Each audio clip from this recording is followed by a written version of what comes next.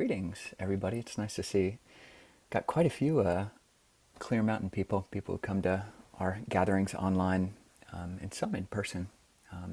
So that's really lovely, and I'm happy to be here today. And we'll be spending the next 3 hours together, or as much of that as you can. And we'll be spending that time. I'll be sharing some reflections, and then we'll be having some guided meditations, and there'll be time for Q&A. And the subject, as you probably all know, is heavens, and what Theravada Buddhism says about heaven. So I think I shared a link in the chat, and people may have gotten that in an email. The version that I just shared in chat is somewhat updated from the PDF that I sent to Rob earlier, and some of you may have received in an email. But yeah, we've got a lot of links, a lot of things to go over. So yeah, for anyone who doesn't know me, just a little bit of background, in addition to what Rob said. Yeah, so I'm an American Buddhist monk, Theravada monk. I've been ordained living at monasteries for almost 20 years, and have been ordained monk for 15 years. And I wasn't raised in a Buddhist country or in a Buddhist family. I was raised to Unitarians, a Unitarian family. If any of you know what Unitarianism is, it's you could say that Buddhism, the way that I'll be talking about Buddhism, Buddhism believes in life after death, whereas Unitarianism believes in life before death. So somewhat related, but somewhat different. Of course, Theravada Buddhism, we believe in life before death as well, but there's this whole other realm, and we'll be going into different ways that one might be able to pick up the different teachings that do exist in the Pali Canon about heavens and hells. Ajahn Nisabho and I, when we were talking with Rob of the Sati Center about what we would teach on, we had a number of ideas, and Ajahn Nisabho and I we have a lot in common, but we also are different in certain ways. And this was he's really taken by the heavens and hell realms in a somewhat different way than I am. And so this week I'll be talking about heaven, and next week Ajahn Nisabho will be teaching about hell realms and animal realms and hungry ghost realms and titans, asuras.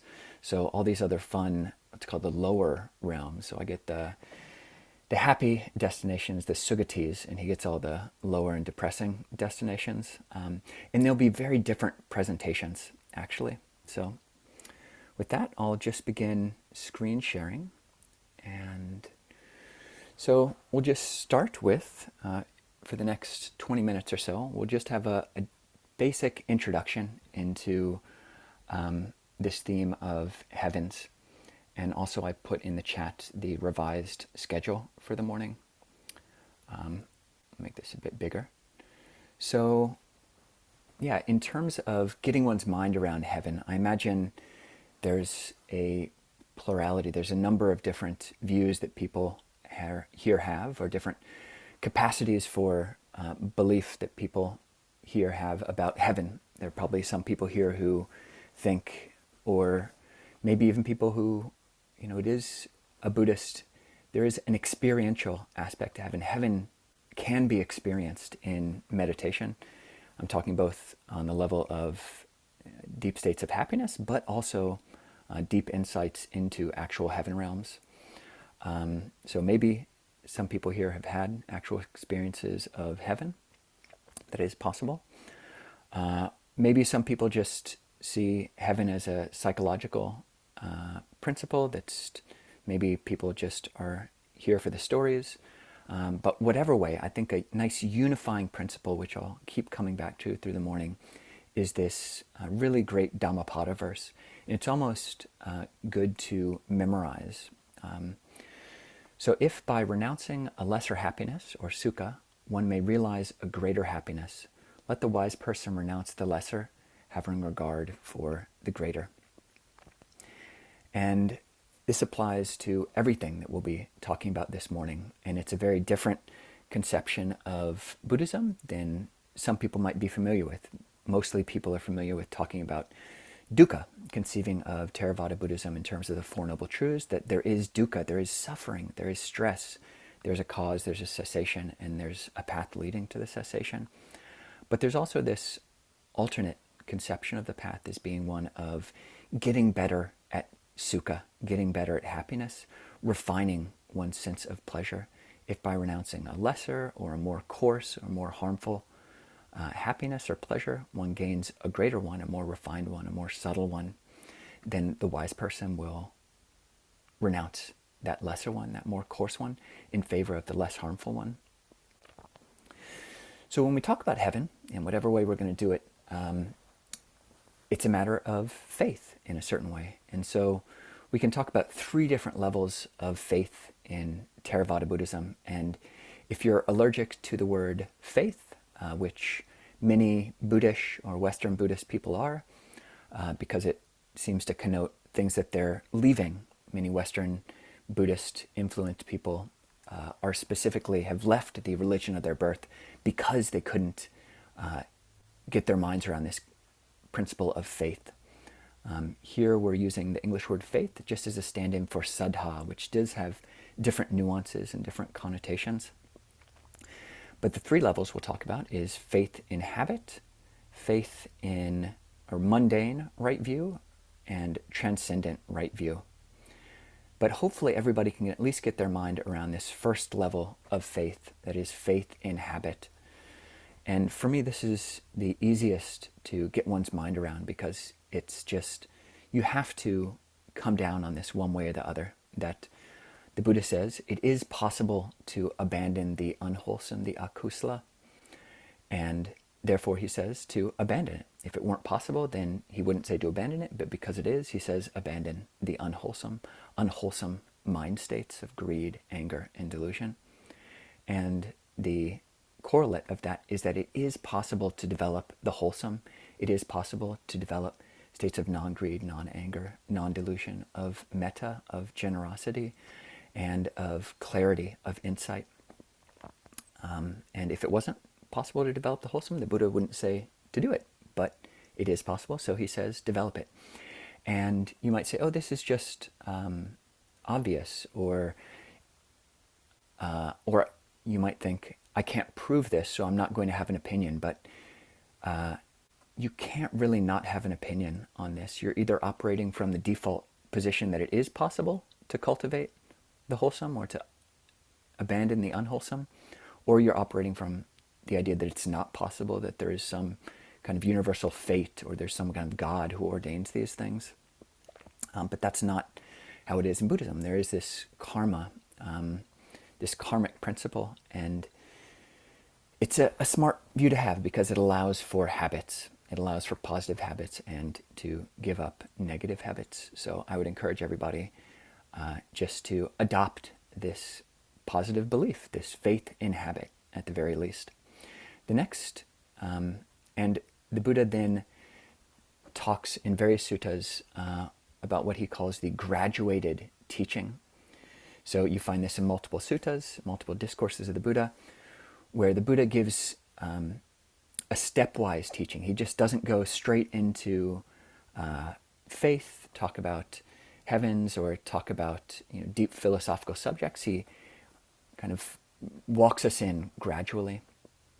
So here the Buddha gave a teaching to Upali and to many others of, and this is a teaching in outline, a teaching in brief. So talk on giving, generosity, dāna, talk on virtue. The next step is talk on heavens. He explains the danger, the degradation, the defilement, i.e. the drawbacks of sensual pleasures in general. And then he talks about the blessing or the advantages of renunciation. And then when the person's mind is ready, receptive, free from hindrances, elated and confident, the Buddha teaches the Four Noble Truths of suffering, its origin, its cessation, and the path. And then that can lead to stream entry.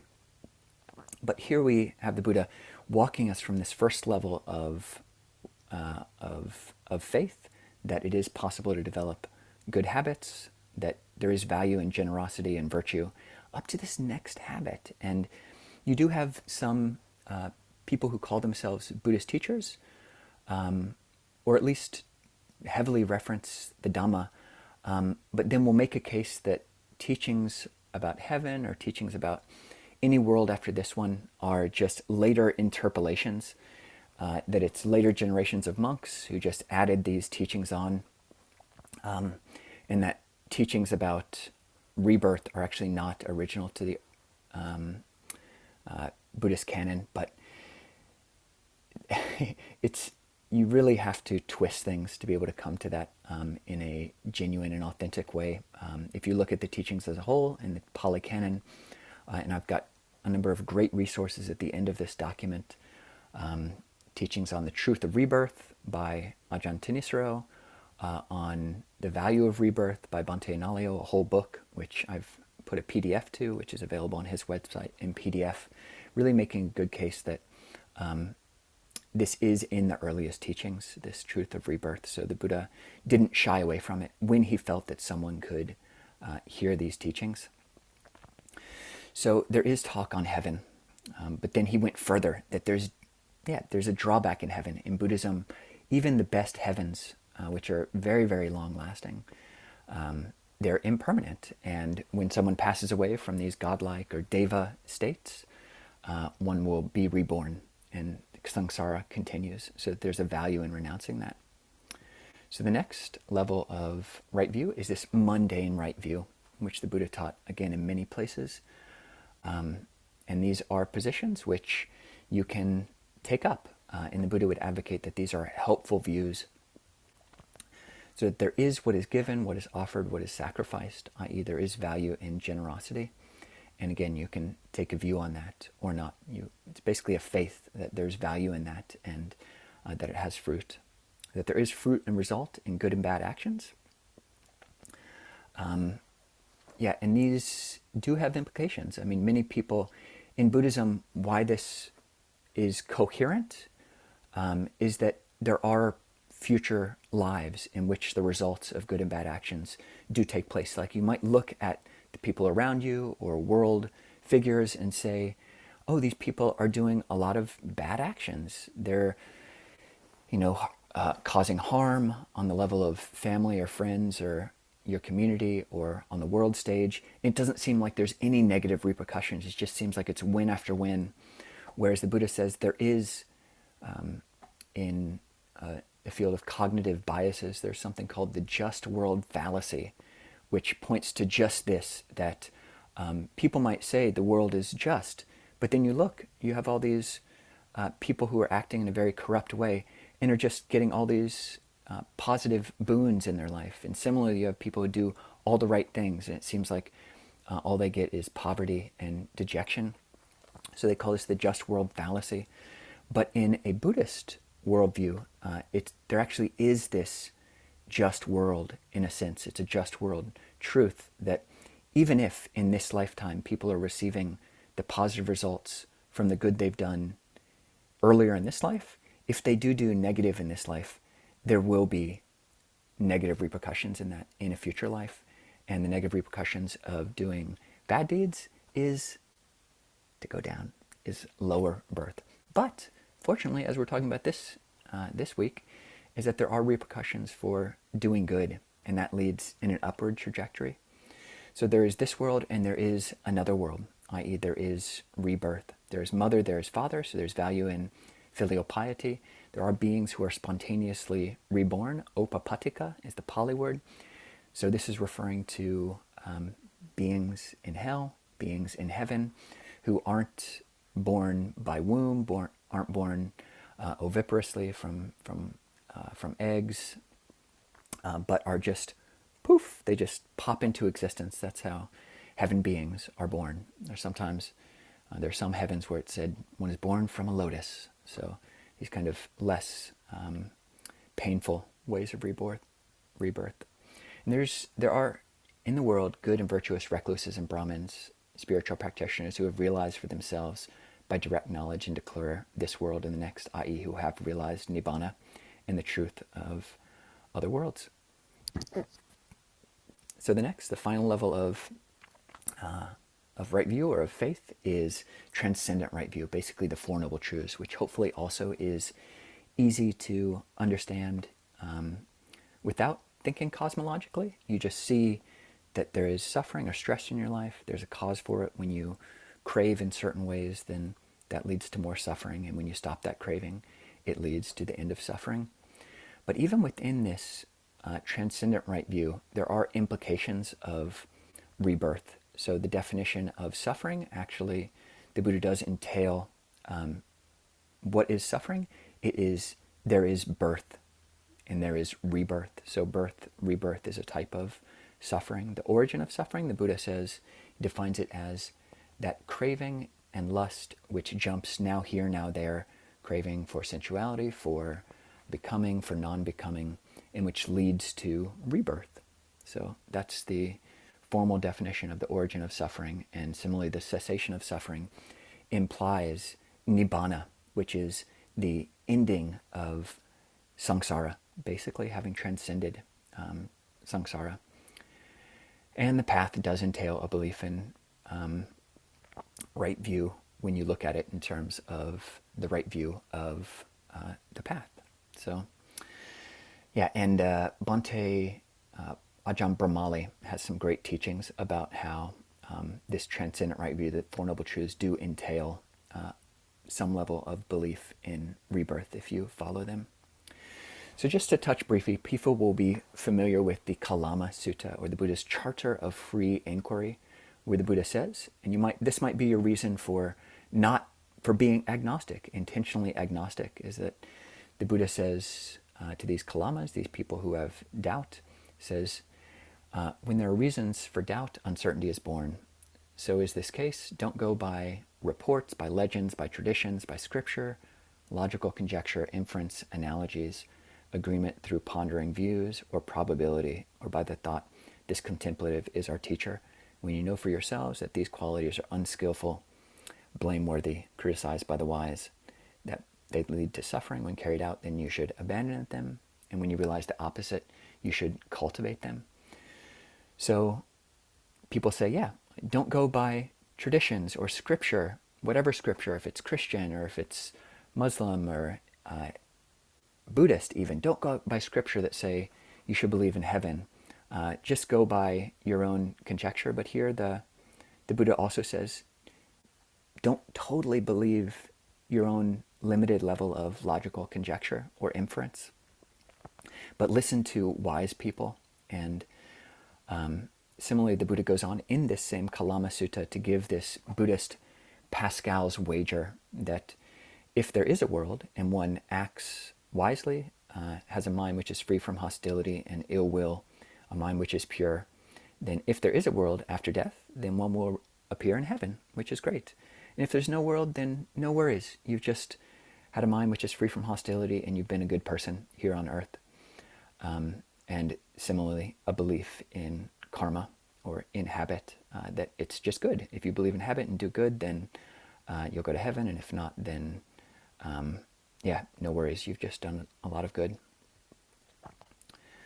So it's a lot here. This is just my own elaboration of 6 practical ways to relate to these teachings on heaven that I'll be going over this morning. So you can relate to these accounts as just good stories. So you can just enjoy the stories that we'll talk about. And the Jatakas, which are the most Byzantine, the most elaborated stories on heavens and hell realms and animal realms, yeah, those aren't from the earliest strata of teachings, but some of them are just great stories. So you can just appreciate the stories.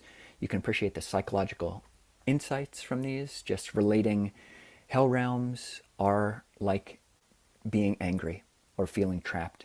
Animal realms are like feeling gluttonous and greedy for foods. Hungry ghost realms are like feeling addicted and obsessed. And heaven realms are like feeling just blissful. The sensual heaven realms are like, sensual pleasures, and the higher heaven realms are just like the bliss that you get from doing good. So that's the psychological aspect, which is true. So you can practically relate to these teachings that way. Or you can relate, as we'll do, to the meditative or affective nature of these teachings on heaven. So heaven is a place of light, it's a place of joy, it's a place of spaciousness. You can meditate on the virtuous qualities which lead to heaven, in which heavenly beings themselves really embody. That is faith, or saddha, virtue, loving kindness, generosity, learning, and discernment. Or you can try to believe in heaven and these other realms that Ajahn Nisabho will talk about next week as possibly real. And I learned a useful term recently, which is, I think, used by the Buddhist scholar Stephen Collins and referenced by Venerable Dhammadina, and it's called having a pro-attitude. And it's a real word used in academic circles about how one relates to views with which one can't totally prove right now. But if you have some faith in the teachings on meditation and on generosity in the Pali Canon, it behooves one, or if one's wearing the robes of a monk, or one's really trying to give oneself to these teachings, even though we can't prove these things, the Buddha in the Pali Canon is shown as teaching them. So having a pro-attitude toward these things. And this, when one has a pro-attitude or belief in heavens, then it can be a goad to abandon bad habits. If you think that heavenly beings can see you right now, which maybe they can, who knows, they are invisible, then maybe you don't want to be all sketchy when you think that nobody's watching. Or it can be a goad to cultivate skillful actions if you want to look good in the eyes of the devas. And it can be a way to dedicate merit, which is a huge practice of traditional Buddhism. And you can actually see these heavens and these hells, these other realms, in meditation, in deep jhana absorption states. So the main framework which I'll use going forward is this, based on this Dhammapada verse. So Dhammapada verse 224 is, if by telling the truth, by not growing angry, by giving when asked, no matter how little you have, by these three things you enter the presence of the devas. So this aspect of morality or truth-telling, of metta, i.e. not growing angry, and of generosity, that will be the three main topics for the talks that I'll give and for the three meditations that I'll be doing. And yeah, let's see, I think right now that's a lot of talking. So I think what I'll do now is actually backtrack. I'll unshare. So actually what we introduced there was this idea of lightness, the light of virtue, specifically thinking about grandma's smile or smiling eyes, grandma's eyes. And that's the introduction to this whole section on virtue. And I'll just read again the two Dhammapada quotes that we've quoted so far, because they are a through line for us, and then we'll go back to some of the things that we didn't touch on in the introduction. So by telling the truth, it's this section on virtue or sila, by not growing angry, having metta, by giving when asked, no matter how little you have, by these three things you will enter the presence of devas. And again, this one which everybody should memorize, or at least memorize in your own form. If by renouncing a lesser happiness, a more coarse happiness, one realizes a greater happiness, let the wise person renounce the lesser, having regard for the greater.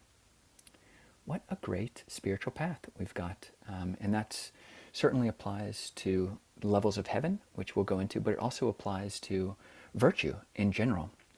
A whole path of virtue or ethics or having a moral sense is letting go of those lesser types of happiness that involve harming others, killing, stealing, sexual misconduct, lying, or taking intoxicants, which might lead one to more easily harm others.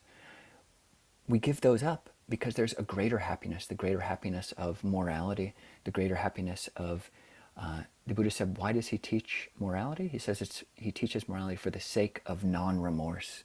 Why does he teach non-remorse? It's for the sake of pamoja, or well-being.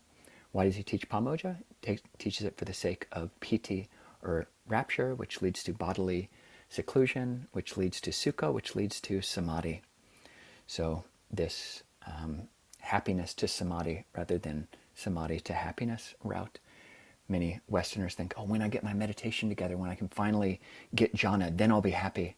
Whereas the Buddha suggests here and many other places, we have a whole collection called the Well-Being Cascade, which is linked to at the bottom of all the places where the Buddha gives these actions which lead to well-being, or pamoja, which leads to joy, tranquility, happiness, and then to samadhi. From happiness to samadhi, the happy mind is easily concentrated.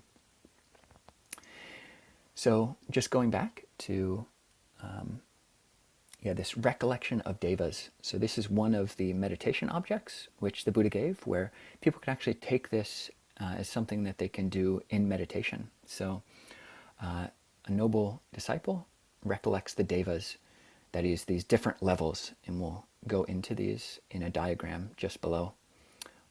But you've got the gods of the four great kings. Actually, we'll do it right now.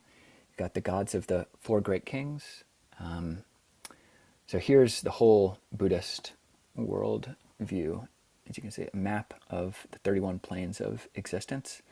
And here, basically from here down, are the states of deprivation. From the human realm down, or from below the human realm, are states of deprivation. That is the hells, the animal realms, hungry ghosts, and asuras.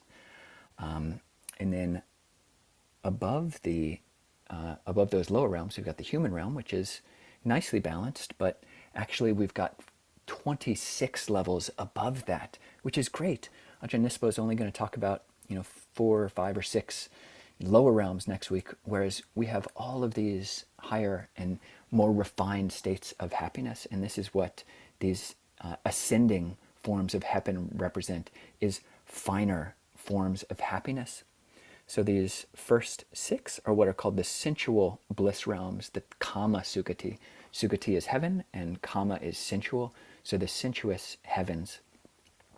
So it starts from the this Chatu Maharajika level, which is the 4 great kings, to the Tavatimsa, which is the level of the 33 gods, the Yamadevas, the gods who keep the hours, the Tusita heaven, which is the level of contentment, Nimanarati level, which is the level of delighting in creation, and Paranimita Vasavati, so the heaven of those who delight in the creations of others.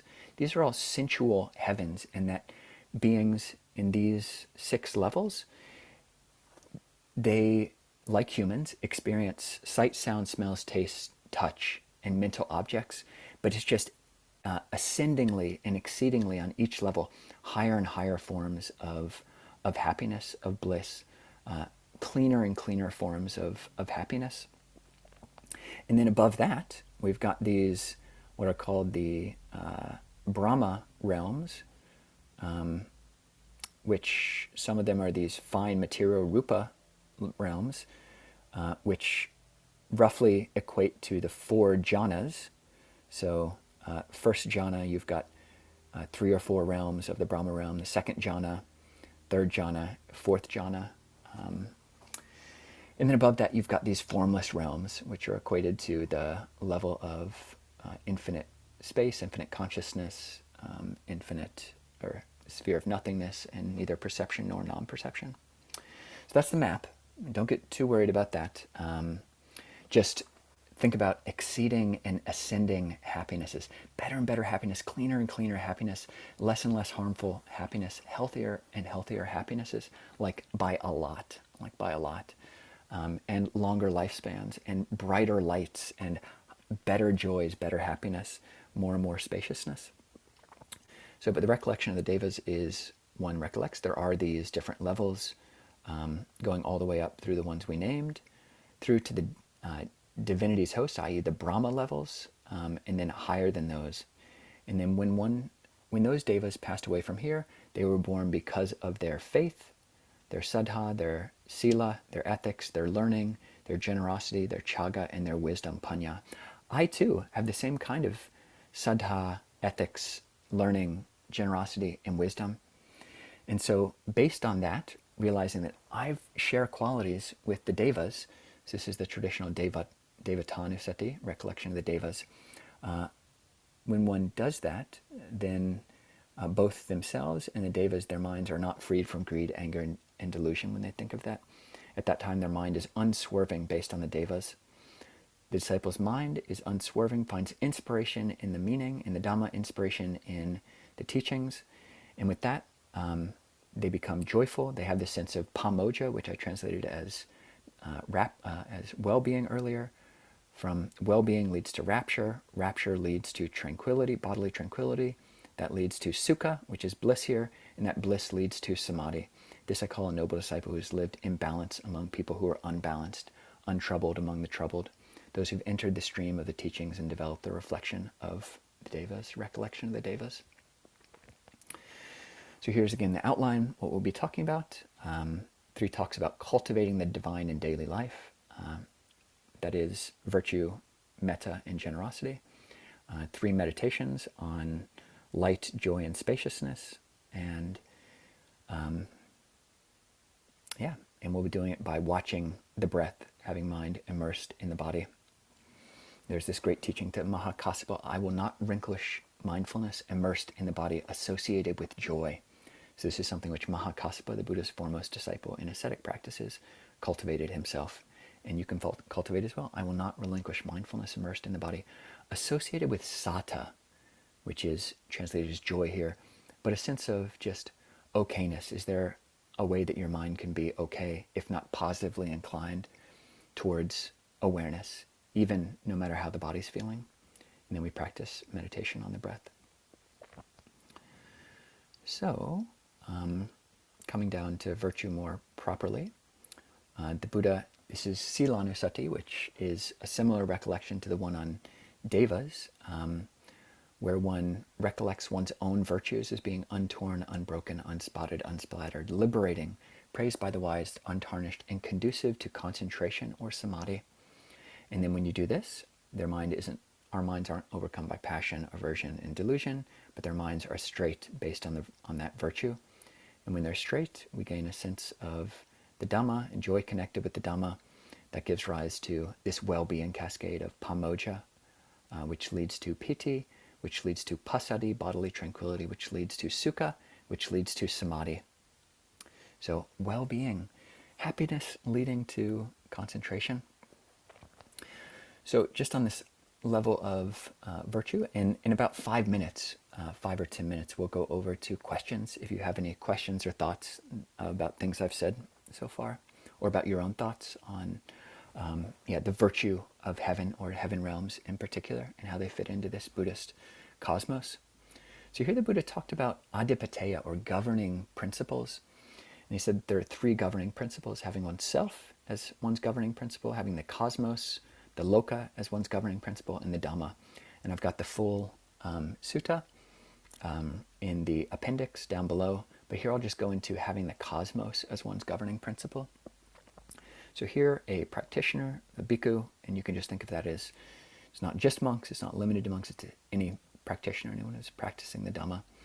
Having gone to a place suitable for meditation, they think, yes, I'm here practicing for the ending of sorrow, lamentation, pain, grief, and despair.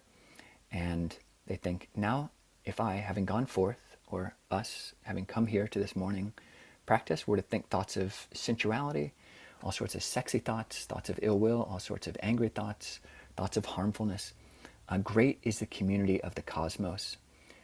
And then jumping down to this next bolded section, there are devas endowed with psychic power, clairvoyant, skilled in reading the minds of others. They can see even from afar, even up close. They are invisible. With their awareness, they know the minds of others. They would know this of me. Look, my friends, at this person who, though he's of good faith, has gone forth from into homeless life,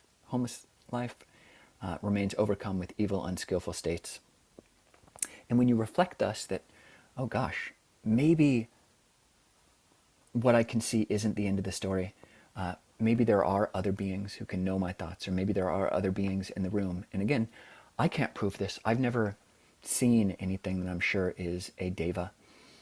But this pro attitude, having a pro attitude, yeah, you can be agnostic, but would having a pro attitude be better than being agnostic? Might it make you?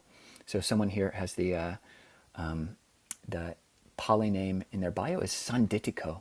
This is a characteristic of Dhamma and is a characteristic of Nibbana, which means apparent here and now. This is really important. And so what is the apparent here and now effect of having a belief in heaven? If you have a pro attitude that maybe this is possible, not just, oh, I can never know, therefore I'm not going to think about it, but oh, maybe this is possible. Having a pro attitude towards it, might that bring out more of a sense of hiri and ottappa, or conscience and fear of wrongdoing? So that's having the world as a governing principle. And then the Buddha gives this really beautiful poem. There is in the cosmos no secret place for one who has done an evil deed. Your own self knows, my good man, whether you are true or false. So, and then continue with that poem. It's great. So just on the level of refinements, how these different sense heavens have different levels of virtue. So this is a rather interesting thing. It's from a later commentary called the Abhidharma Kosha, but rather fascinating, actually talking about sexuality, sensuality among these different deva realms. So from this Abhidharma Kosha, although they, meaning the devas, do not reproduce sexually, sexuality is definitely a part of life in the sensual heavens. So these first 6 levels of heaven, before you get to the Brahma realms, which are equivalent to jhanas. The force of desire is lessened in one as they move up through the heavens, and the relations between the sexes increasingly refined. While we do not find this matter elaborated in the Pali sources, here's what the Abhidharma Kosha says. That was Ajahn Punadhammo. So the devas of the 4 great kings and the Tavatimsa, the 33, they couple with one another similar to humans, except there's just wind is the only emission.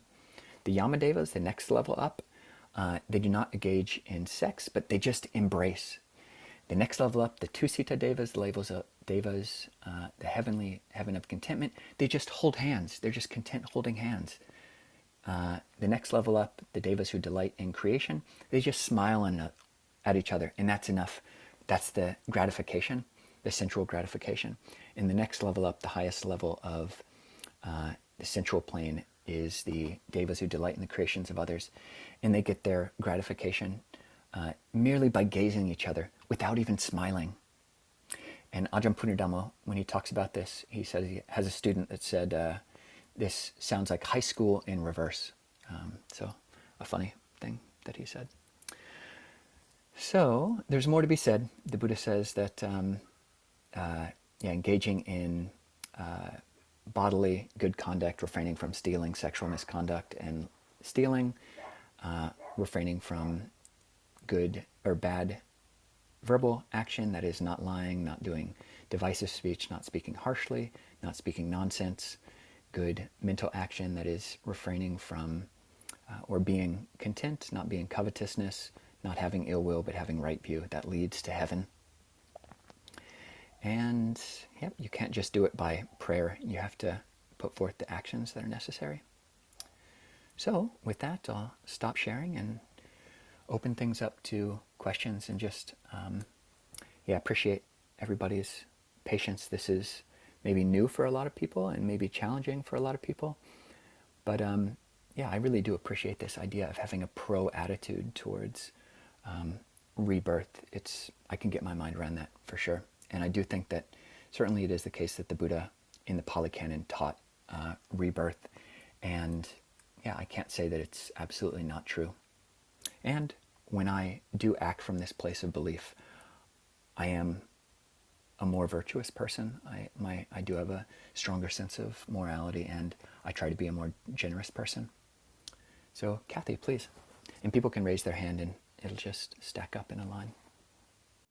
This may be slightly off topic because like you've mentioned it, but I don't know if it fits in, but so feel free if you want to save it for another time. But what I've wondered is if one reaches the level of stream entry, and they still have a maximum of 7 lifetimes. And so they're either human or above. And if they end up in one of these angelic realms, they could be there for eons.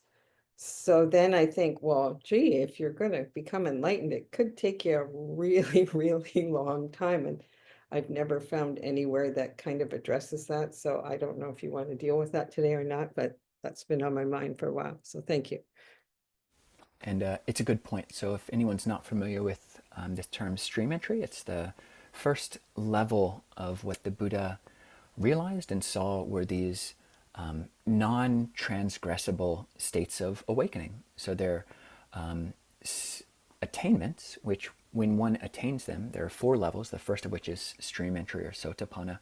When one attains stream entry through deep insight, deep collection of mind, then they will no longer have doubt about the path. They will no longer have doubt about the reality of a personality view, and they will no longer hold on to rites and rituals.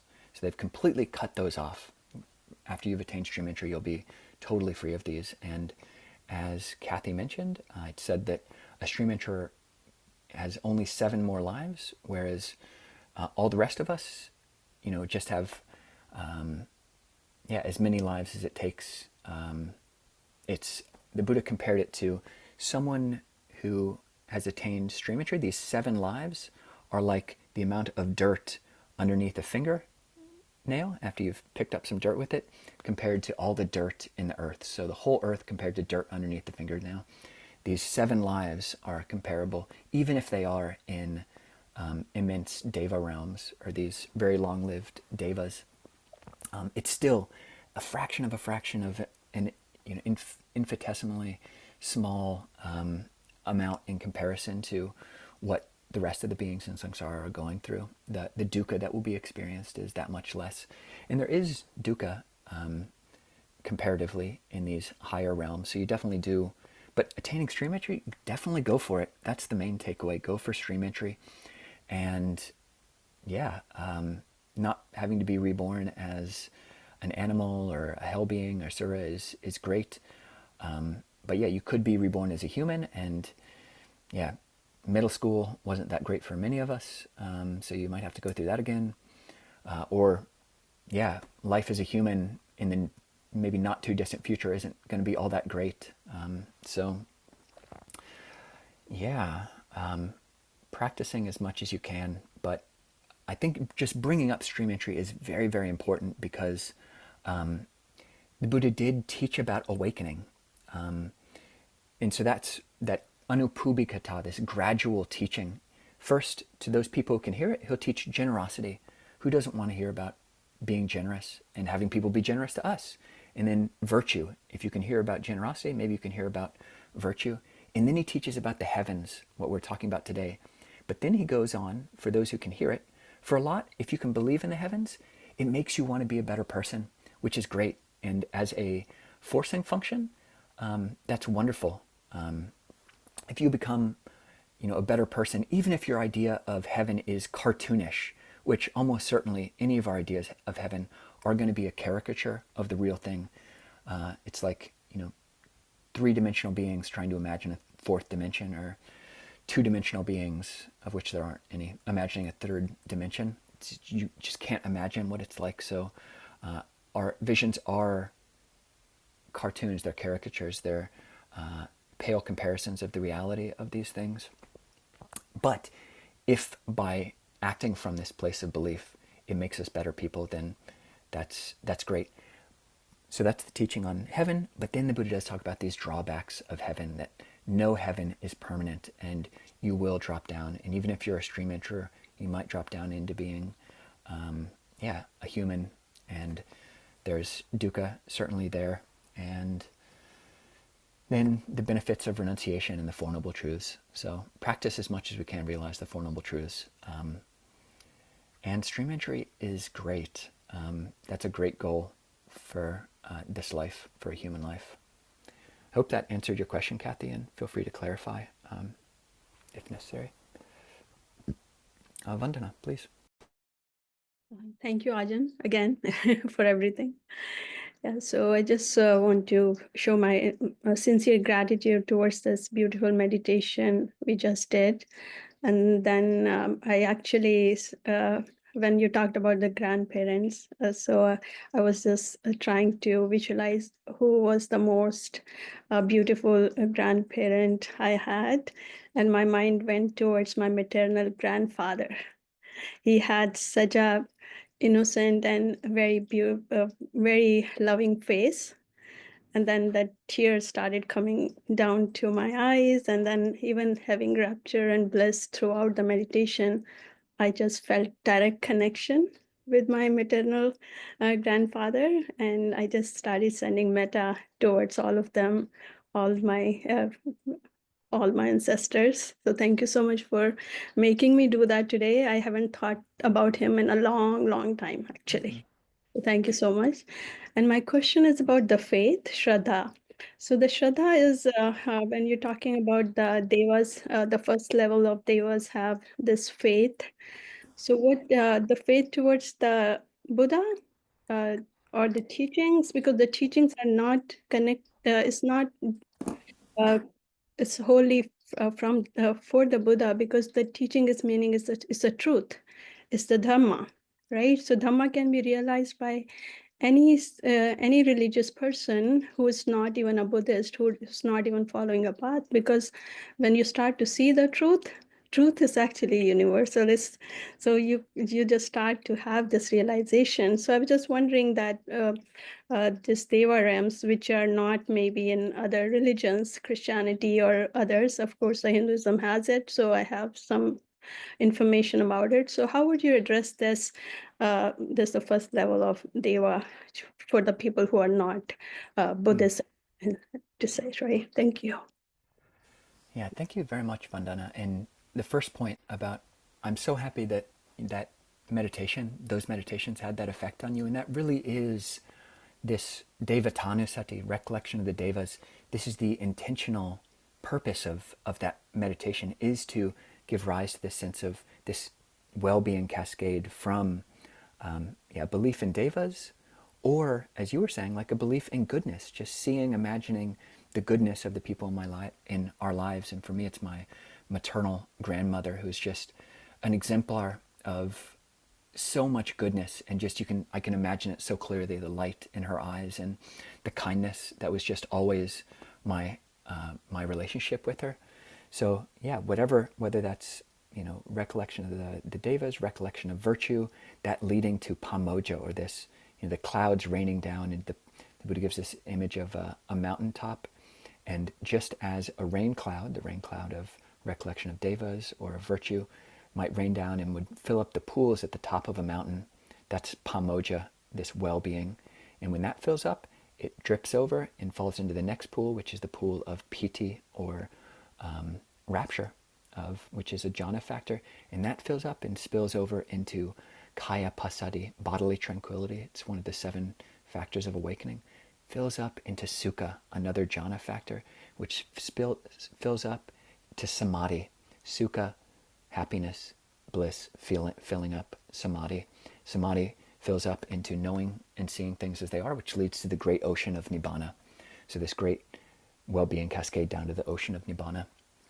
With regards to the heavens, it's a very good question, and I think similar to you, I believe, and I think it just makes sense that what so many other religions, there is this consilience, this relationship between how other religions describe the causes for heaven, other than some faith-based religions. It is just, you believe in this God and then you'll go to heaven, whereas other aspects of those same faiths or other faiths, it's like by good acts, it's by your actions, your good actions, which will lead to heaven, as it is with Buddhism. So you don't have to take on all these necessarily Buddhist views, or necessarily even take the Buddha. It's not just Buddhists that will go to heaven, as you say. It's just anybody who's acting wholesomely, refraining from all harmfulness of body, speech, and mind.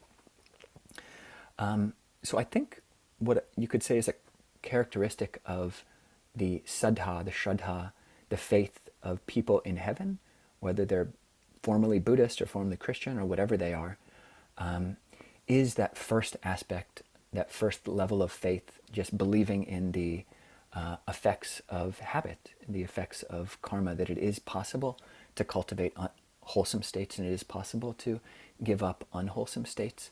This is, I mean, just on the level of humans, it's almost definitional of depression. So a very low and dark state of a human consciousness, that you just can't believe that. You can't really believe that it's possible to cultivate wholesome states or that it's possible to give up unwholesome states. You're in this trench or in this mire, influenced by brain chemistry and otherwise. And yeah, if you're in that state, it's hard to have that right view, that level of faith that it's possible to get out of that, to see, to get your head above water and to actually see some light. Whereas if you're in heaven, there is in the Pali Canon this statement that, or this idea, certainly within the commentaries, that devas, people in these heaven realms, oftentimes will know their previous birth. So they knew if they were humans in the previous birth, they knew the good things that they did that led to them going to heaven. So I think it's this level of right view that believes it is possible to cultivate the kusala, the wholesome, and to abandon the unwholesome.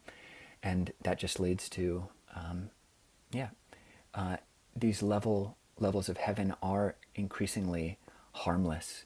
So as you go up, the first two levels of the heaven of the four great kings and the heaven of the 33, there is actual some level of warring going on. Those devas are purportedly warring with the asuras or the titans for some kind of dominance.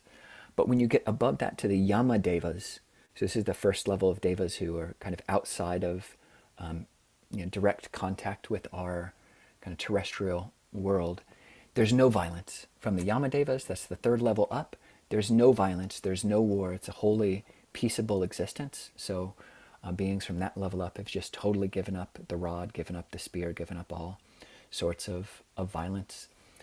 As we mentioned earlier, it's just a more and more refined and bright state of existence. And there's some appreciation of this principle of karma. So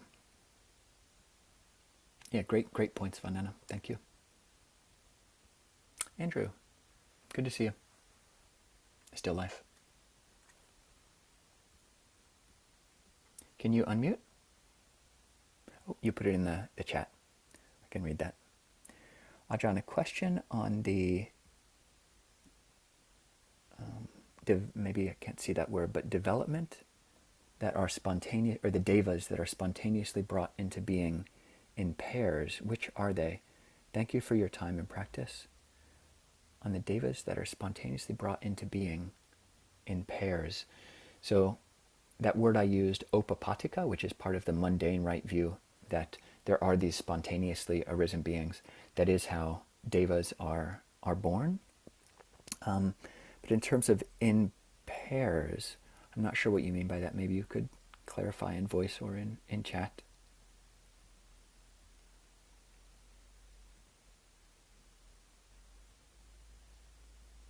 And we might have time for at least one more question before we take a body break.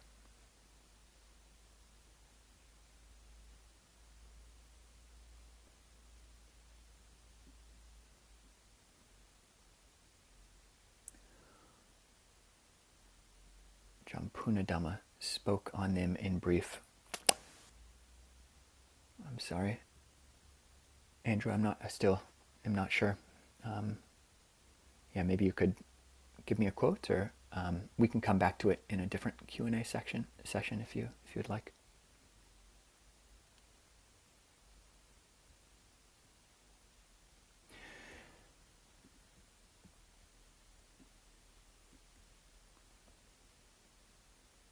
Okay. Well, I hope everyone is inclining towards this pro attitude towards the belief in heavens, and even if it's a pro attitude towards the stories that some of them are, I don't believe in a lot of them. Like the Jatakas, it's a whole different strata of the canon that I think they're great stories, but I don't believe that the Buddha taught them. And most scholars don't believe that the Buddha taught them. They were collected, these stories themselves, by Buddhaghosa, so maybe 1,000 years after the Buddha. Great stories. I appreciate them like that. I have a pro-belief in wanting to, in a pro-attitude towards enjoying the stories, a pro-attitude towards the psychology. It's just fascinating, and there's a lot more insights to be had in that with regards to the lower realms, as Ajahn Nisabho will go into next week. A pro-attitude towards the meditation on affect of heaven, so lightness, joy, spaciousness. And after we take a break, we'll come back for a meditation on heavenly joy, pro-attitude towards these virtuous qualities that lead to heaven, and a pro-attitude to perhaps, to the extent that we can, believing in it. There really is, I quote way at the bottom, Bhante Analayo, I think the last quote from his book on on rebirth.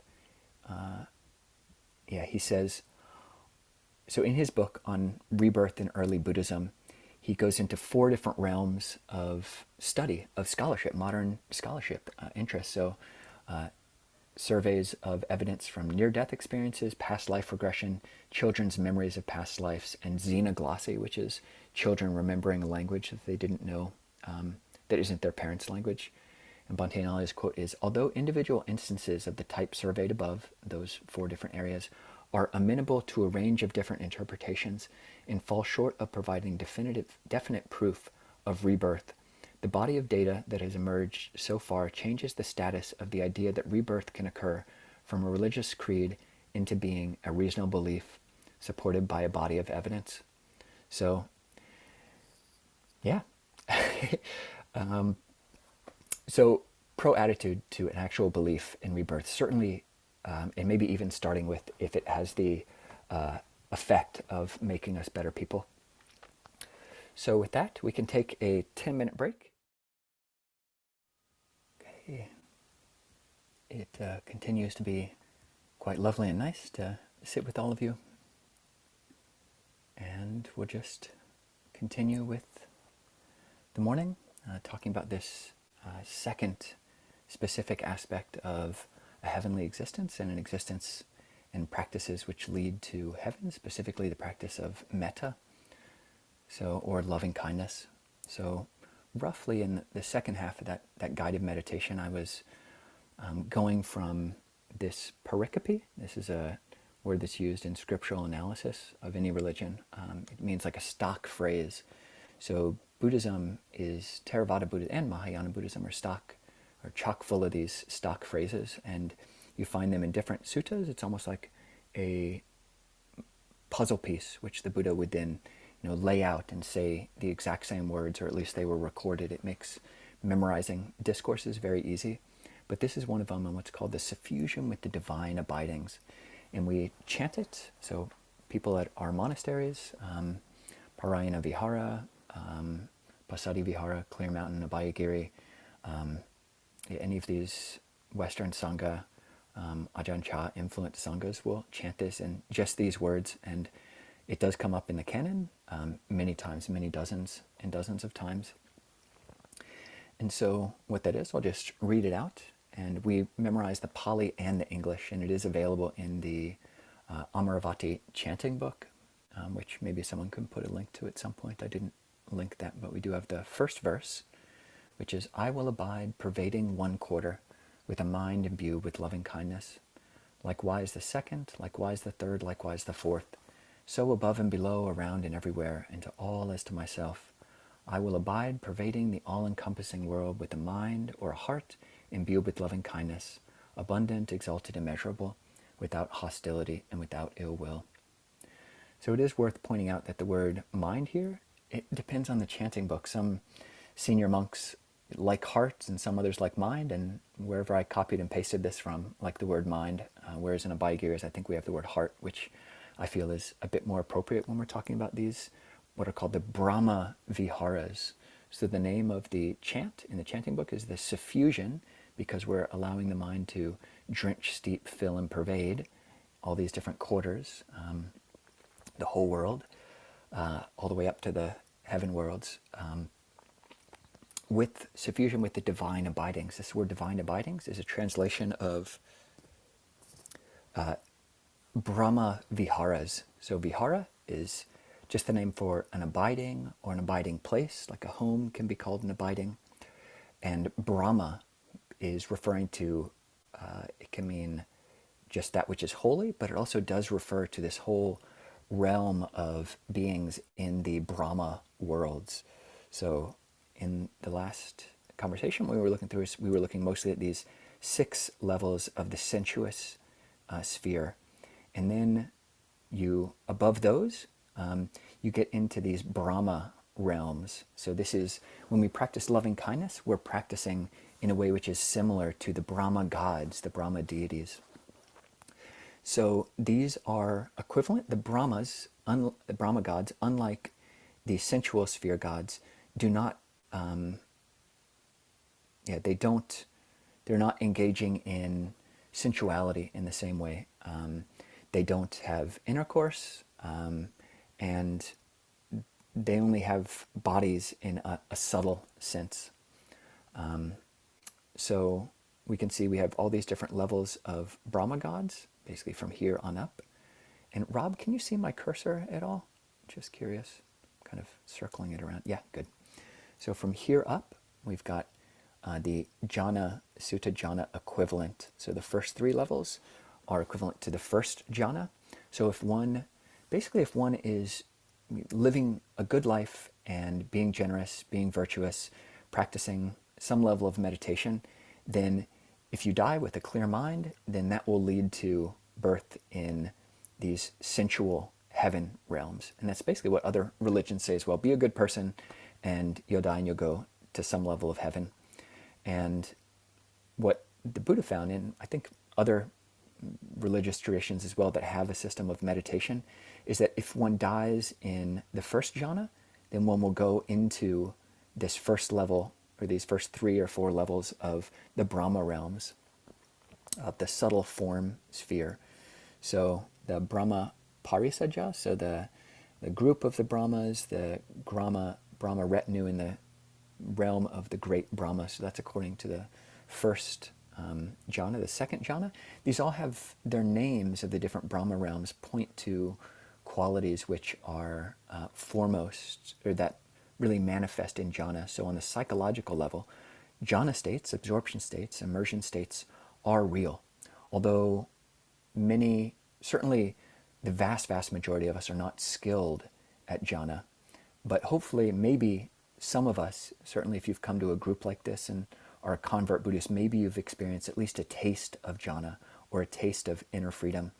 But these beings, and one who practices this, you can become more and more skilled at jhana, at immersion, at absorption with practice.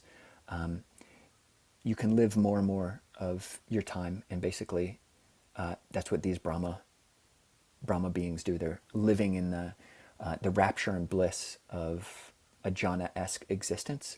So these first 3 levels of Brahmas, have the rapture and pleasure and some level of ideation, the vitakka vichara of the jhana factors, directed thought and evaluation. So there are named Brahma gods who come and visit the Buddha, like Baka Brahma. There's a debate that he had with the Buddha, which is recorded in, I think, maybe the Digha Nikaya.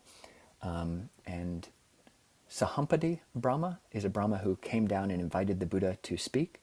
These are Brahmas of this first kind of tier of Brahma gods, because they still have names, because there's this still vitakka and vichara similar to the first jhana. There's this labeling of things. So these early level Brahma gods have names. So Sahampati invited the Buddha to teach after he first attained enlightenment. The next level of Brahma gods, equivalent to the second jhana, are named like the gods, the boundless light gods, or the exceedingly light and brilliant gods. So this points to the brilliance and the light of the second jhana, the joy, the piti and sukha of the second jhana. These Brahma gods live in that because they've been practicing loving kindness as a human, and they live in this state of appreciation. And then the third level of Brahma gods, we've got names like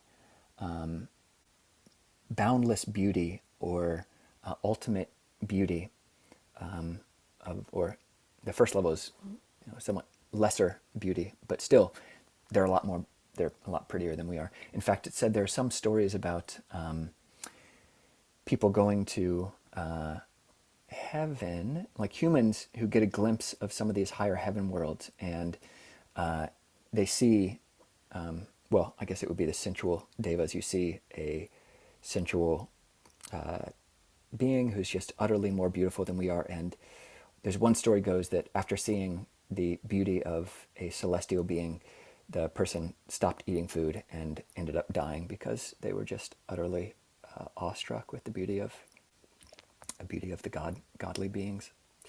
So just to backtrack a little bit onto metta and non-anger, just wanted to talk a little bit about what are called the mind-corrupted devas. And this is just a kind of a neat story. Again, it's in the All-Embracing Net of Views, which is a commentary to the Digha Nikaya 1. So here there are certain devas called corrupted by mind.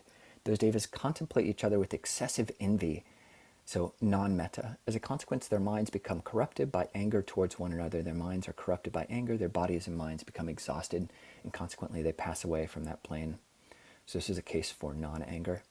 One young deva among them, it is told, wishing to celebrate a festival, set out by chariot on the roadway along with his retinue. Another of those devas, going out for a walk, saw the first one riding ahead of him. He became angry and exclaimed, "That miserable wretch! There he is, going all along, puffed up with rapture or pity to a bursting point, as if he had never seen a festival before." And the first, turning around and realizing the other one was angry, because angry people are easy to recognize, became angry in turn and retorted, "What have you got to do with me, you hot-headed fellow? My prosperity was gained entirely by my own meritorious works. It has nothing to do with you." Now, if one of those devas gets angry, but the other remains unangered, the latter protects the former from passing away. But if both get angry, the anger of one will become the condition for the anger of the other, and both will pass away with their harems weeping. This is a fixed law.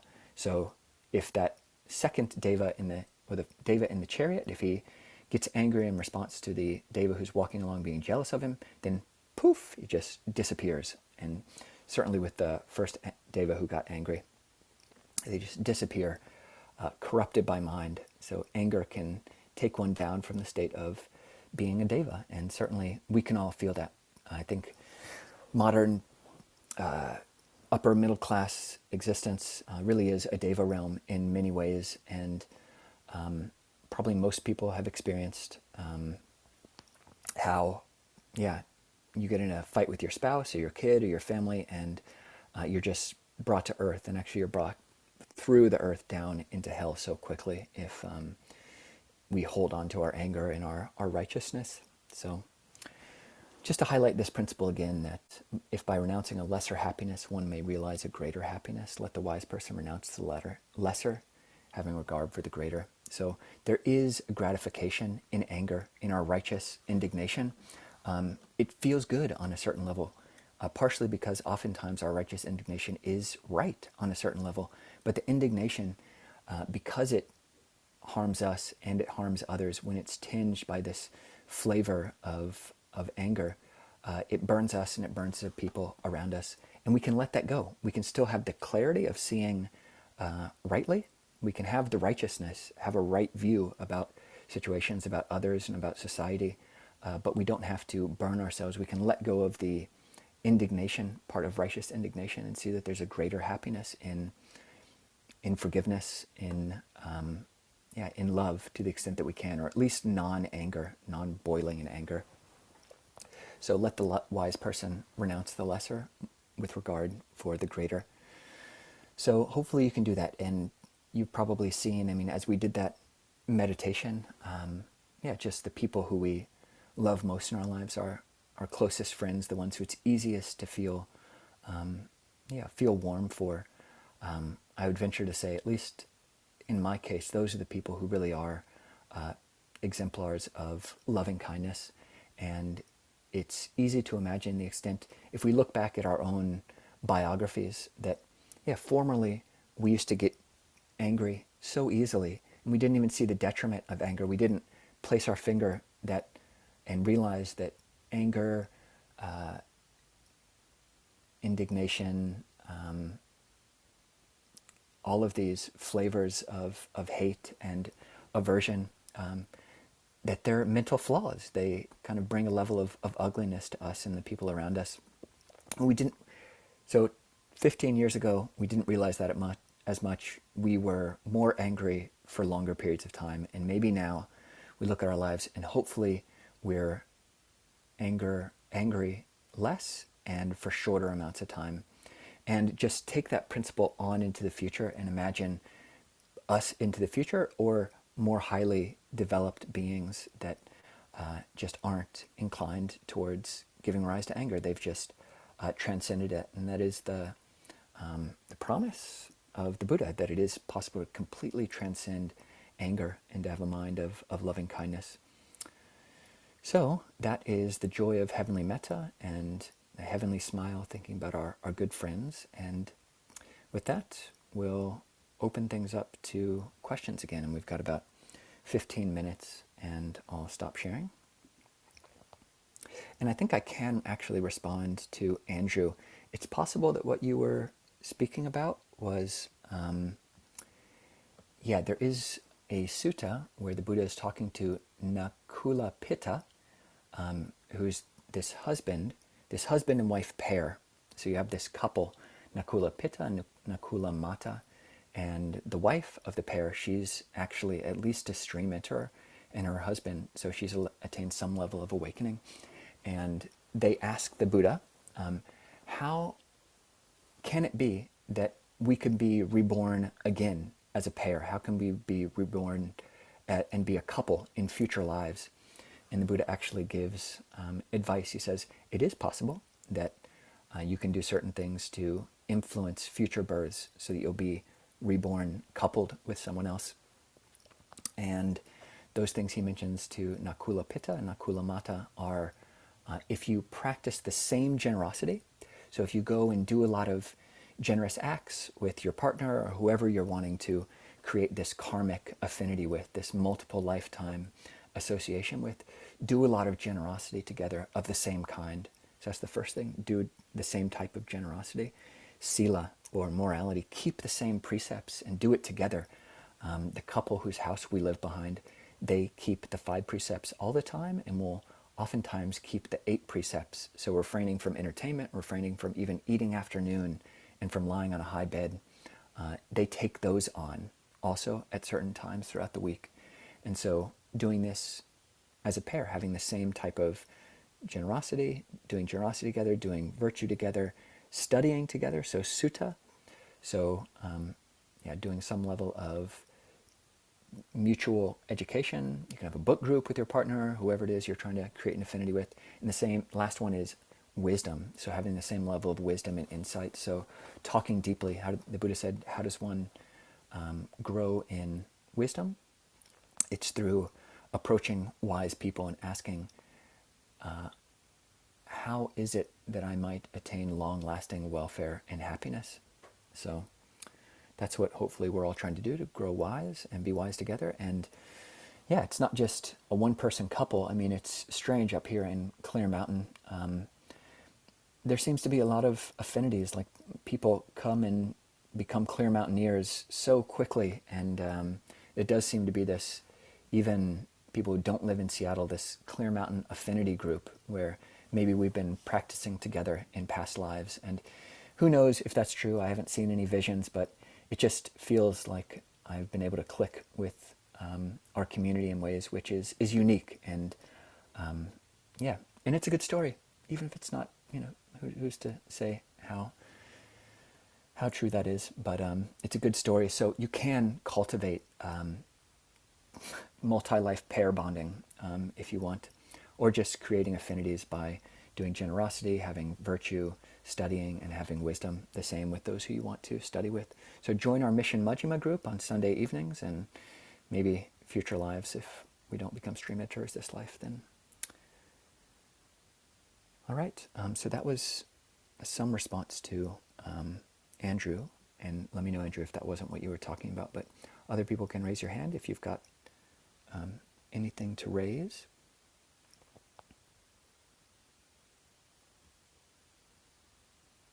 And thank you, Vandana, for putting the link to the chanting book in the chat. Can I just make a comment, Ajahn, about previously when you shared about in some of the realms, they heavenly realms, there were beings who don't have to have any sexual relationship, but they can just look at each other or hold each other's hands. So it reminded me of Hindu mythology. There are so many stories when the sun god just looked at the mother of those five Pandavas when she was unmarried, and then she got pregnant. And then I used to, and I listened to those stories, I said, what, it's not possible. How can it be? And so they just make beliefs. I never never had the belief in all those things I was listening to while growing up. But when I came to Buddhism, I feel like what I'm doing now, I'm just started, this is the faith started to increase, and then some puzzle pieces started to get connected naturally. I was so skeptical. Earlier, I would just say, no, there is no rebirth and everything is here. Just do good karma. I was always have a big believer of karma, cause and effect, that what you do, you're going to face the consequences. That was my motto. But then when I started coming to when listening to you guys, all the teachers I have in this life, feel like, oh, as you mentioned, that we were families before, we were practicing together before. That's why we are up 4 o'clock with Ajahn Kovilo now for, I don't know, 1 year or more than that. Yeah, so thank you for that. That push was needed. That push is needed. You can't be on your comfort zone and just think that you can achieve something. It's same like you're going to college. Unless you put hard work, you won't achieve anything. No degree for you. Same thing with this path. It's so practical. It's so practical that you start putting things into practice, and then you'll start seeing result right away. That's my experience of past 4 years. Vandana, thank you very much. And yeah, that's Vandana is talking about. We've got these Clear Mountain meditations at least twice a day. So every morning from 4 to 5:30 a.m. Pacific time, and every afternoon 4:45 to 5:45. And you can find links on our website. And Matt was there this morning as well with Vandana. And yeah, it's a really nice group. I love it as well, and do feel the affinity there. And yeah, it is interesting stories. Thank you. I hadn't heard that story about the from the Mahabharata, but yeah, there are lots of great ones, and yeah, similarly great stories about heavens from the certain Christian traditions. But yeah, I think one of the utilities of believing in heavens is it just expands your mind. Even just believing that there could be realms, like things can get a lot better than this. Our happiness can get a lot better than we experience it. Our loving kindness, our capacity for that can increase exponentially. Our capacity for generosity, our capacity for spaciousness and virtue can just increase exponentially beyond, yeah, just as, dogs, or maybe, yeah, you don't quite know what other beings are thinking. So, yeah, just opening up that there are more spacious light and higher realms. Yeah, thanks, Vandana. Matt, please. Thank you, Ajahn.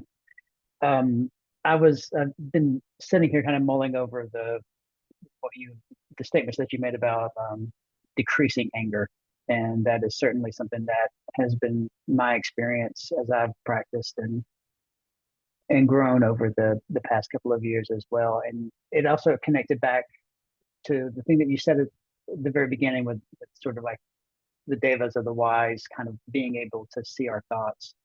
And it's one of those things that I try to keep in mind, if I'm driving somewhere or something like that. I'm just like, that guy just did something that frightened me and made me angry. So what would, a lot of times I'm like, what would the wise ones look at me? How would they think about my reaction?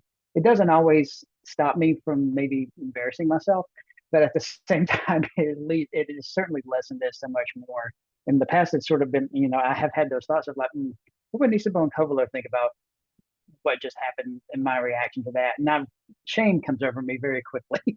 So, but it is something that has certainly helped improve my happiness over the years. And I anger less quickly. I recover from it faster, and hopefully I'll just keep making progress down that line. So I appreciate you reiterating that point a few minutes ago. Thank you.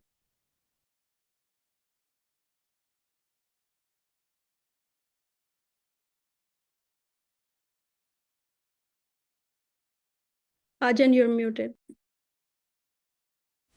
Thanks, Vandana. Yeah, Matt, thank you very much. Just saying that, yeah, part of being a monastic is that you have to, once you've ordained, spend the first 5 years in what's called dependence on your teacher. So I was really fortunate, got to live with Lumpur Pasano. And yeah, the word deva comes from the root div, which means either to shine or to play.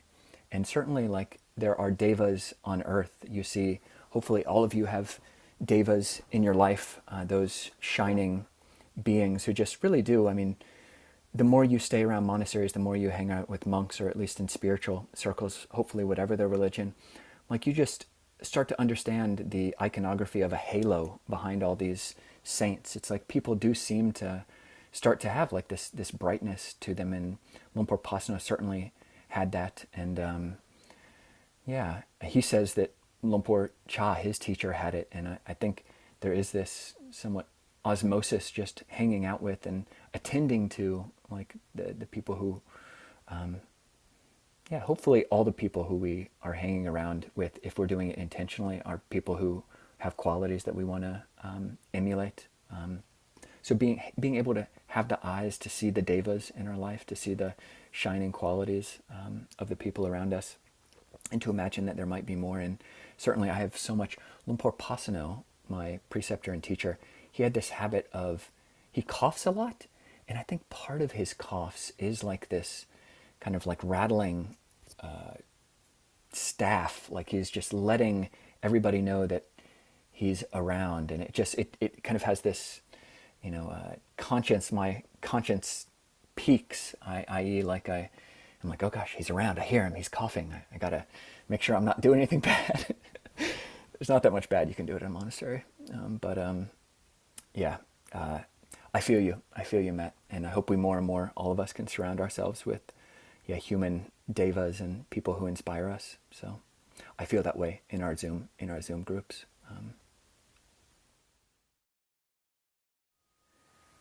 So we've come to the last section, and I'll do a share again.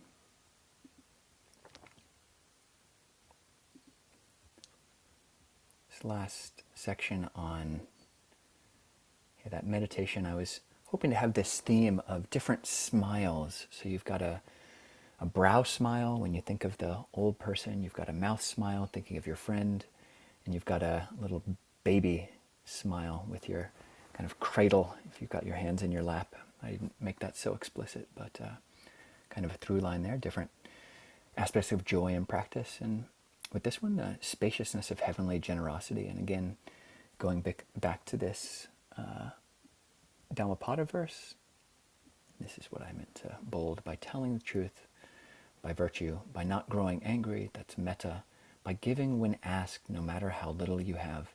By these three things you enter the presence of the devas. That's a pretty impressive way to incline the heart.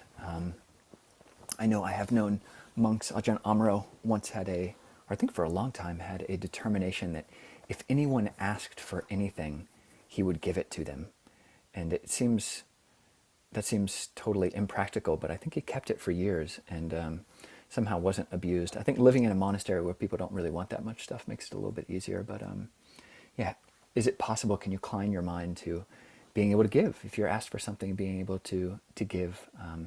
That's the spacious heart, the freely giving mind of a deva. And even if you only have a little bit, there's a really great saying of the Buddha that if beings knew as I knew the value of giving and sharing, they wouldn't eat without first having given. There's a practice in Sri Lanka called the Saraniya practice, which means the practice which should be remembered, or that which leads to communal harmony. And it is exactly this. It's not eating anything until you've given away. And so if you've got kids, that's easy. Just, feed them first. Or if you live in a group, you could feed, if you've got pets, you can feed the pet first, or you can feed your spouse first, or just the idea that, oh, can I give, even if it's just a little bit, even if it's just a tiny bit to the compost, feeding the animals in the backyard or something. It's kind of a neat way to bring generosity into your lives. And then this through line, if by renouncing a lesser happiness, that is the happiness of being stingy, one may realize a greater happiness, let the wise person renounce the lesser, having regard for the greater. There's a great quote from Shantideva, who's a later Mahayana scholar and great teacher. He wrote The Way of the Bodhisattva.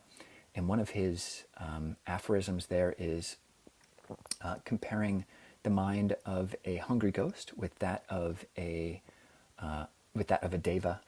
So he says, when a hungry ghost is given, has some kind of food for themselves, and someone comes along, the hungry ghost thinks, how could I give this to the other being? Because then I wouldn't have anything for myself. Whereas the deva, same situation, the deva has some kind of food or something, and then someone else comes along and the deva says, how could I keep this for myself when I could give it to the other person? So a hungry ghost thinks, how could I give this to the other person? What would I have for myself? And the deva thinks, how could I keep this for myself when I could give it to the other person? A really amazing portrait in just 2 lines of the mind of a deva. So here is the recollection of generosity, similar to that Devatanu Sati. But the Buddha suggests when you're doing this recollection of generosity, which is a formal meditation, can be, one recollects their own generosity. It's a gain, it's a great gain for me, that among people overcome with the stain of possessiveness, of miserliness, I live at home, my awareness cleansed of the stain of possessiveness, freely generous, open-handed, delighting in being magnanimous, responsive to requests, delighting in the distribution of alms. At any time when a disciple is recollecting generosity, their mind is not overcome with passion, overcome with aversion, overcome with delusion. Their mind heads straight based on generosity. And when the mind's straight, that disciple of the Noble Ones gains a sense of the goal, gains a sense of the Dhamma, gains joy, this pamoja connected with the Dhamma. And one who's joyful gives rise to piti, or rapture, gives rise to bodily tranquility, which gives rise to sukha, or happiness, which gives rise to samadhi. So again, this is another instance of the well-being cascade, when the clouds of generosity rain down on this mountain. They fill up the ponds of well-being, which fill up the ponds of joy, piti, which fill up the ponds of bodily tranquility, to sukha, to samadhi, all the way to the great ocean of liberation. And the devas just do this, it's their natural mode is giving and sharing. So this is an interesting sutta, Majjhima Nikaya number 120, where the Buddha talks about, this is very common in Theravada Buddhist countries, where it's almost the default, rather than America, where secular Buddhists and American Buddhists and Buddhist people, basically our default is to not believe in these other realms. But in a country where it's just the default that, oh, maybe it does exist, or it does exist, then this idea, not everybody can get their mind around what Nibbana is. They think Nibbana, that's just a complete extinguishment or an extinction. I wouldn't want that. I want more heaven. So this is an actual rebirth by aspiration, which the Buddha says people can do if they're inclined to it. So the Buddha says that, here, a bhikkhu possesses saddha, or faith, virtue, learning, generosity, and wisdom. And they hear that there are all these different levels. And if a person who possesses these things, faith, virtue, learning, generosity, and wisdom, all these different levels of the heaven realms, all the way up through the gods of the Brahma gods. Higher than the Brahma gods are these gods of the formless sphere, the gods of infinite space, which is correlate to the fifth jhana, the gods of infinite consciousness, which is correlate to the jhana, the sixth jhana. The seventh jhana is equivalent to these gods of the base of nothingness, and the eighth jhana is equivalent to these gods of the base of neither perception nor non-perception. And someone might think, oh, at the dissolution of the body after death, I might reappear in the company of those gods of the base of neither perception nor non-perception. They fix their mind on that, resolve on it, develop it. And these aspirations and abidings of theirs, thus developed and cultivated, leads to reappearance there. So that's one way one can incline one's mind. And if one has a pro attitude towards rebirth, then that's certainly an option. So the results of generosity in general are: one becomes dear and appealing to people at large, one is admired by good people, their good name is spread about, one does not stray from rightful duties of someone who's got things to give, and with the break of the body at death, one reappears in a good destination in a heavenly world. And maybe I'll just close on this really interesting sutta. So the Buddha talks about different motives corresponding with different effects, levels of heaven, of their giving. So Sariputta, his main disciple in wisdom, asks, Lord, what is the cause, what is the reason why a person gives a gift of a certain sort and it does not bear great fruit or great benefit, whereas another person gives and it bears great fruit and great benefit? And the Buddha says it depends on their intention. So we've got seven different intentions which someone can give, and each of them leads to rebirth. If one cultivates that way of giving, that intention around giving, leads to exceedingly and successively higher stages of rebirth. So having given a gift, seeking their own profit with a mind attached to the reward, seeking to store up for oneself with the thought, I will enjoy this after death. So this is, some people have this belief, if I give, it'll lead to heaven. So that's an okay intention to give, and it leads to rebirth among the four great kings. That's the semi-lowest level of the this deva hierarchy. Or the second intention, one gives a gift just thinking giving is good. They're not leading it into the future or presupposing anything else that they don't yet know. So just giving is good. And then so there, when one gives like that habitually, at the break of the body after death, they reappear in the company of the devas of the 33. That's the next higher level of deva birth. And I'll just go up to that map again so people can see. Although, the map isn't that exciting. There's no pictures there. But at any rate, that's the next level. Or someone might give thinking, this was given in the past, done in the past by my father and grandfather. So basically, it's a family tradition. So I'm going to give. Like my grandma gave to this charity, so I'm going to continue giving to that charity. At the break of the death of the body, they reappear in the Yamadevas, the next higher level. Or one might give with the thought, I am well off. Those are not well off. It would not be right for me being well off to not give to those who are not well off. Like if you're on the street and someone passes by and asks for $1, sometimes people will give out of some kind of sense of duty, like actually I do have $1 and I'm not going to do that much with it. No compulsion there. There's all sorts. It's good to be wise with one's giving. But if one gives in this way, with the intention, I'm well off and this person is poorer than I am, then one can be reborn in the company of the Contenta Devas, the Tusita Deva, next level. Or one might give with the thought, just as they were the great sacrifices of great beings in the past, in the same way, this would be my distribution of gifts. That's somewhat of a uniquely ancient Indian context or modern context for certain people, leads to rebirth in the next higher realm.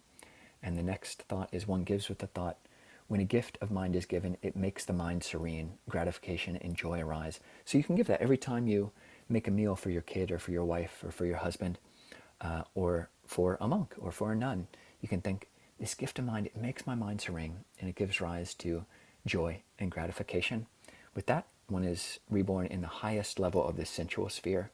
But here, everybody, this is what you've all been waiting for. This is what you've all been waiting for, the highest intention. Or one gives a gift with the thought, this is an ornament of the mind, a support for the mind. And when one gives with that intention, one reappears in the company of Brahma's retinue, so this whole higher level of formless beings.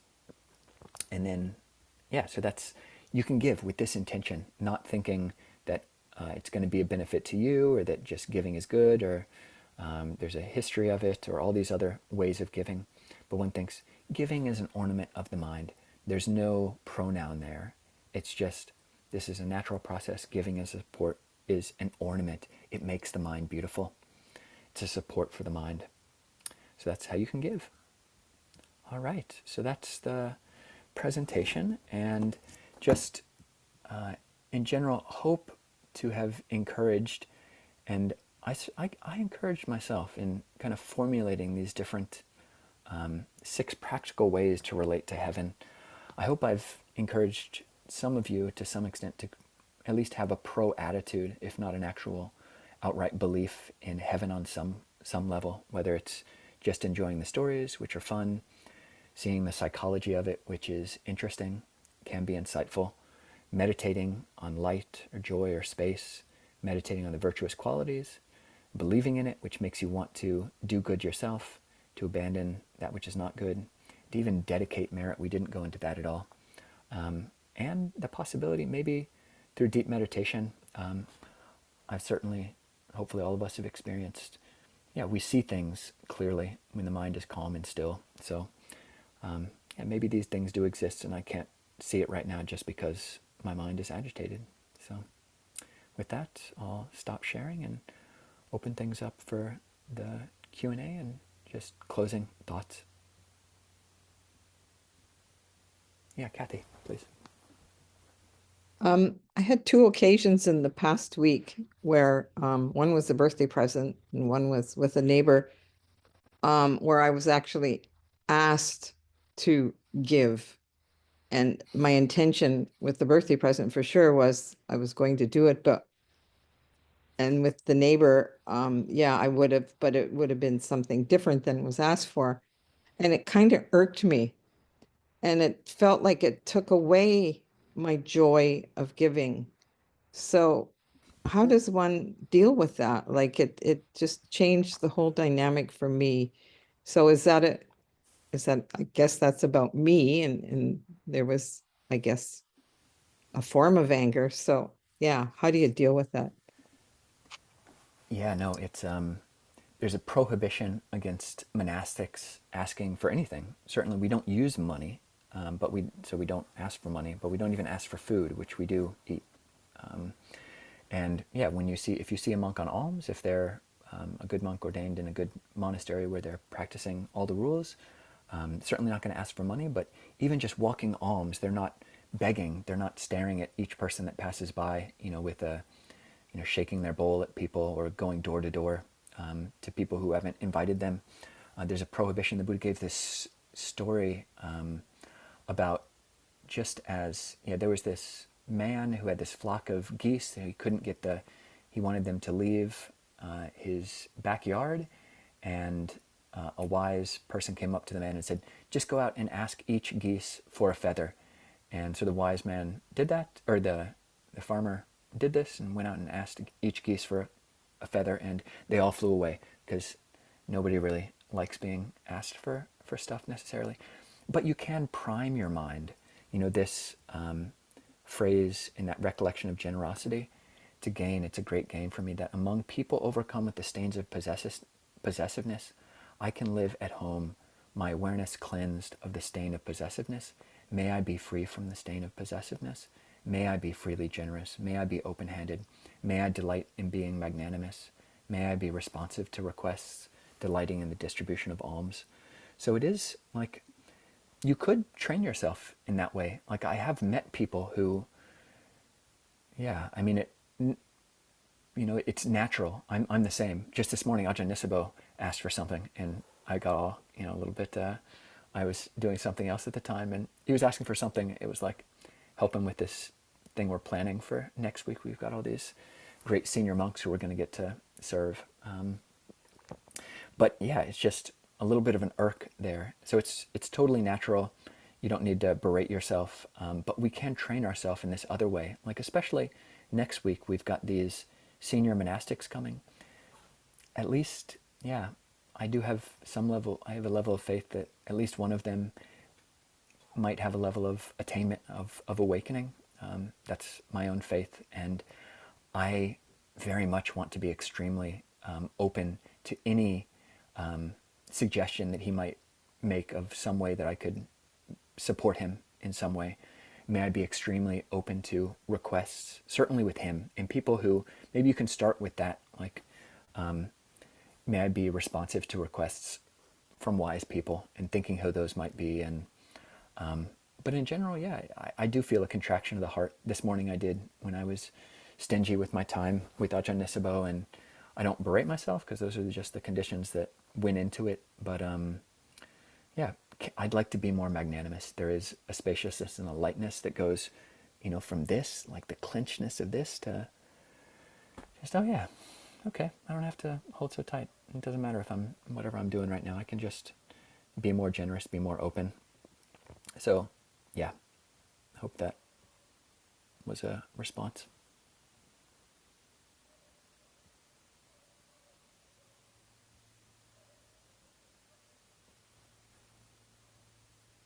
There is one thing I just mentioned at the end there, and was this transference of merit. So this is a huge practice in Buddhist countries, which is hardly known at all in the West, partially because you hear this word merit, and lots of Westerners or Americans think, oh, Boy Scouts or some kind of, they might have negative perceptions about meritocracy or something. People are might have bad connotations with this word, or just not think that the idea of merit in Buddhism is some kind of esoteric economy. Whereas the Buddha said, what is merit? What is punya? What is merit? Do not look down on merit, punya. Punya is just another name for happiness.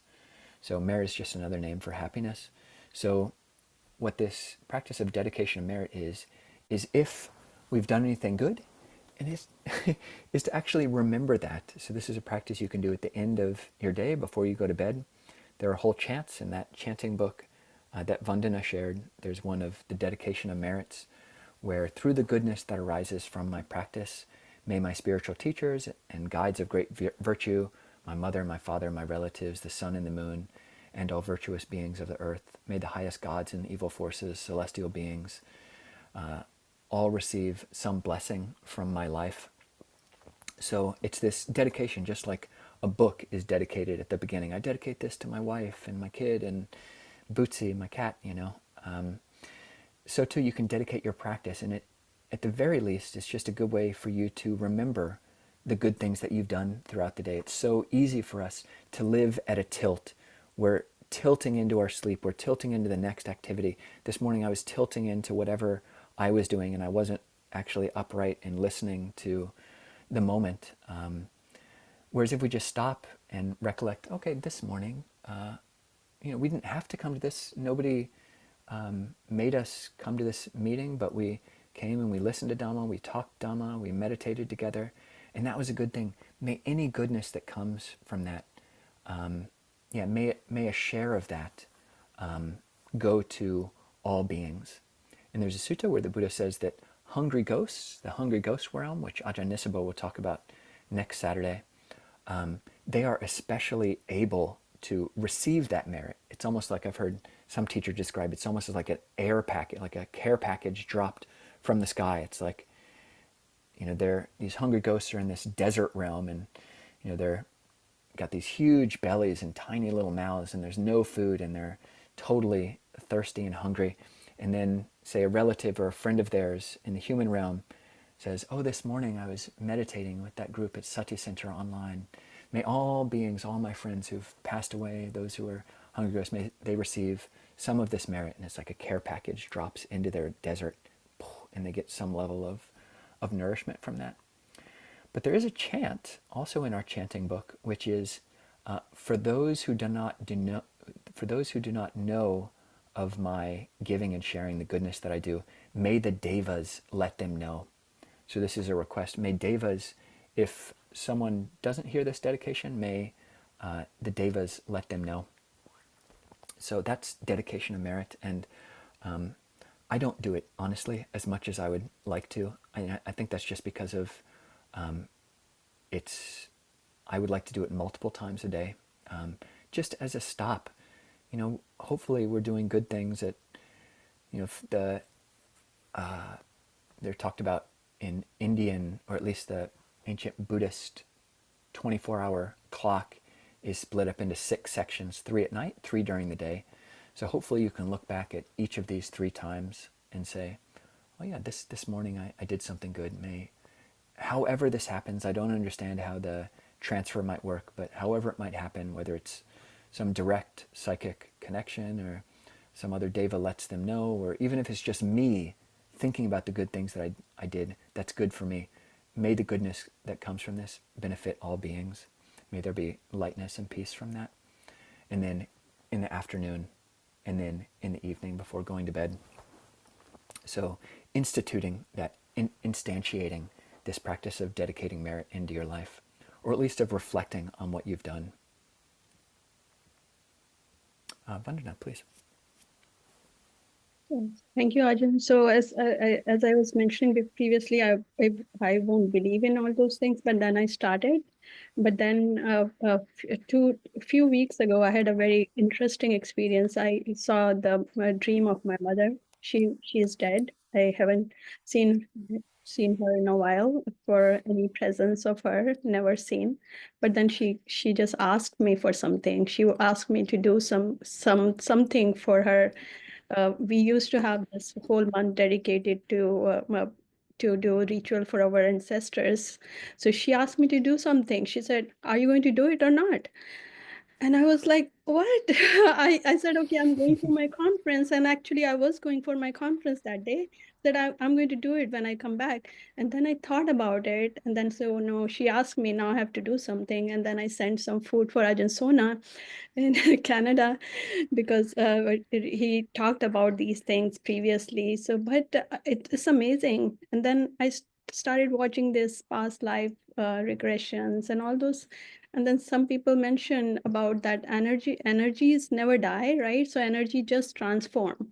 So that means they are always present. And some, if you have a connection with them, like your close ancestors or family members, when you bring them to your consciousness, when you're meditating, you actually making the connection with them.